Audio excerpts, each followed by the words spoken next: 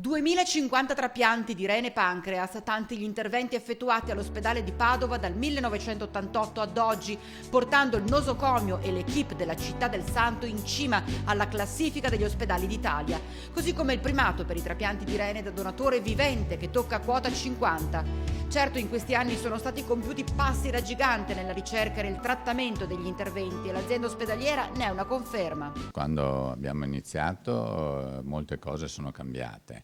L'età dei donatori è diventata, cioè ormai utilizziamo donatori in età molto avanzata, anche sopra gli 80 anni. Un tabù che c'era, che era quello di non poter trapiantare pazienti con gruppo sanguigno incompatibile, è stato assolutamente superato.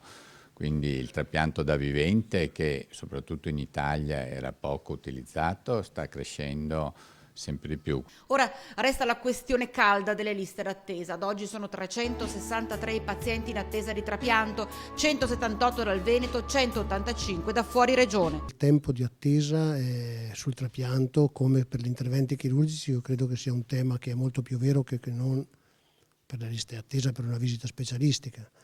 Qui purtroppo l'organizzazione è super efficiente, siamo legati ai donatori e io credo che il gesto di civiltà che fanno i donatori e tutti quelli che sostengono l'attività di donazione di organi sia un segnale forte della compattezza che c'è nel Servizio Sanitario Nazionale